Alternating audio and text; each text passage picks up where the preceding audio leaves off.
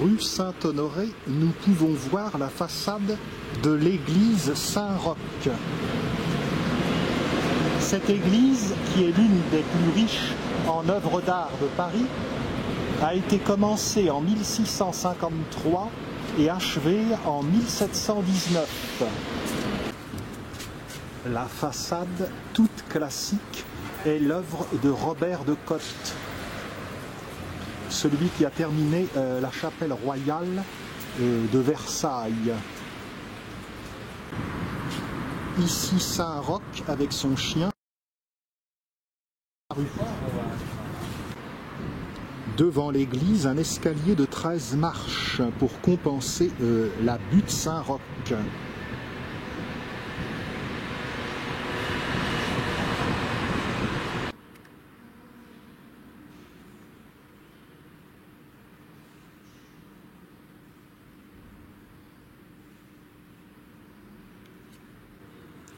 Dans cette église sont enterrées des personnalités aussi diverses que le jardinier Lenôtre, l'écrivain Pierre Corneille, le philosophe Denis Diderot et également le peintre Fragonard.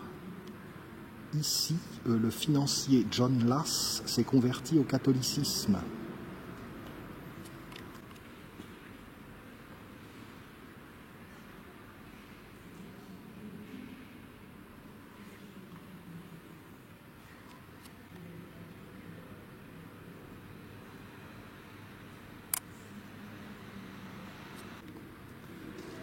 Chapelle Saint-Jean-Baptiste.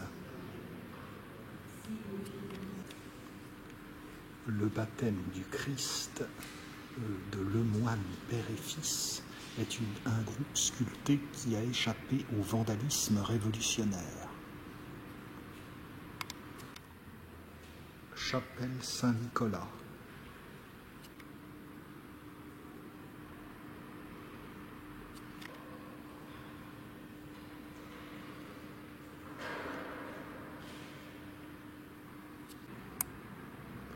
Dans la chapelle de la Compassion, on peut voir une Pietà, vierge de douleur, qui recueille son fils, le Christ, descendu de la croix. La chair.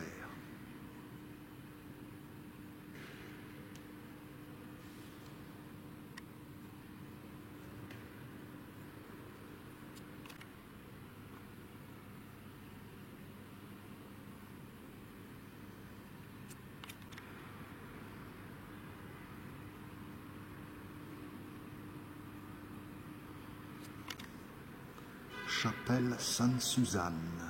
Il faut savoir qu'avant l'église Saint-Roch, il y avait une église Sainte-Suzanne.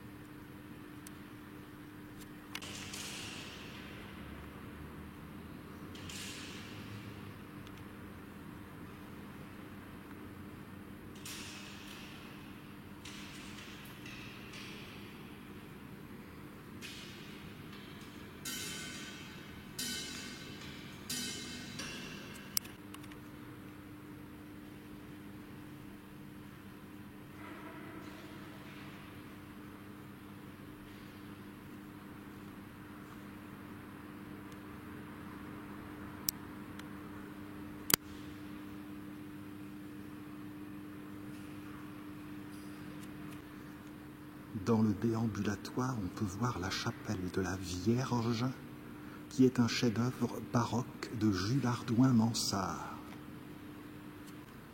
Empruntons le déambulatoire par la gauche.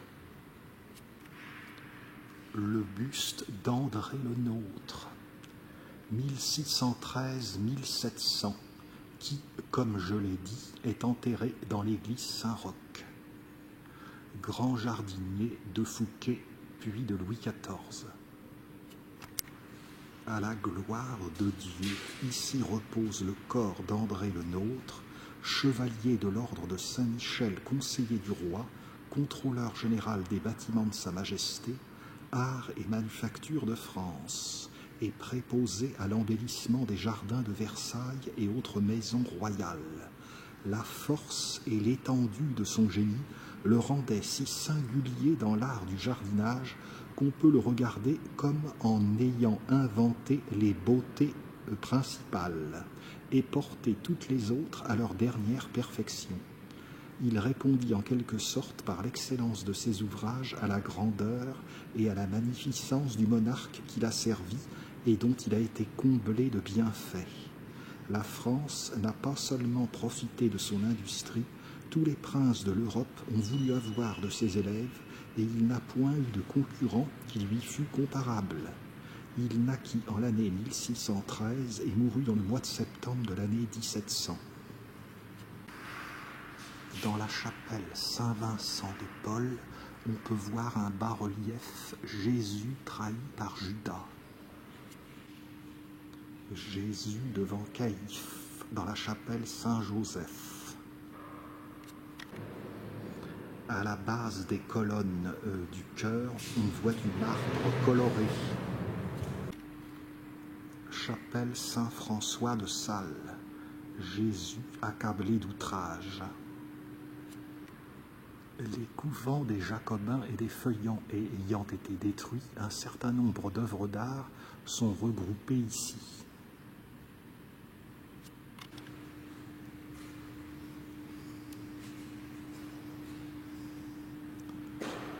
Un beau paraclet.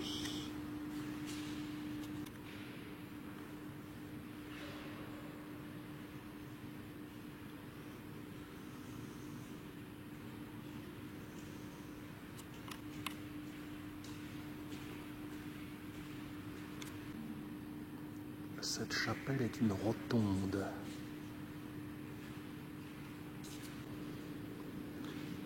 Elle a son propre déambulatoire.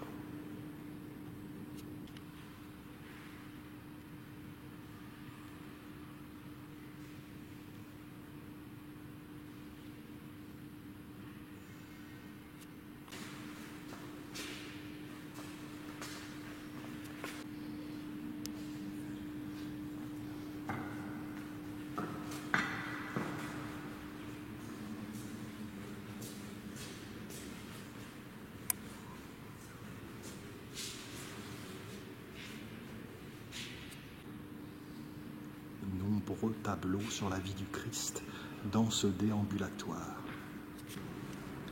Jésus porte sa croix dans la chapelle Sainte-Marie-Madeleine. Le bas-côté droit. Chapelle Sainte-Catherine et également Saint-Antoine de Padoue que nous voyons ici.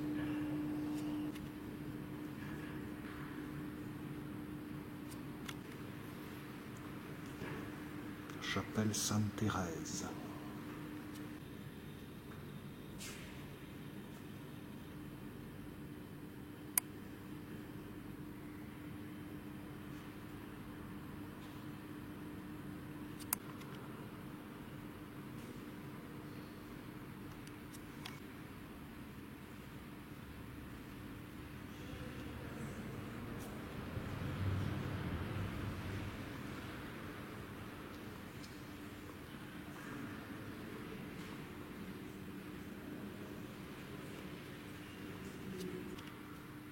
Chapelle Notre-Dame de l'Annonciation.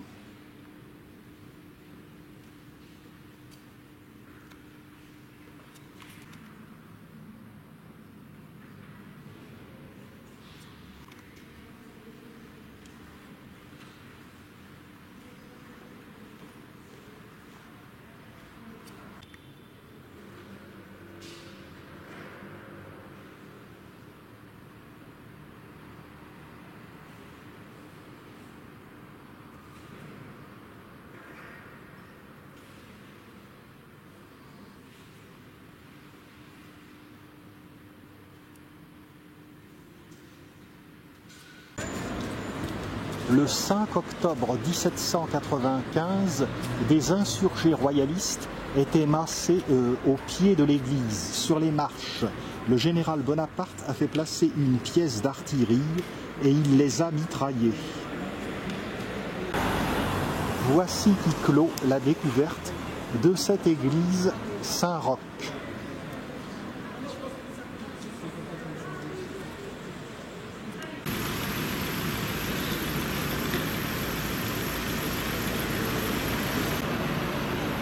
À droite, le passage Saint-Roch. À gauche, c'est la rue Saint-Roch.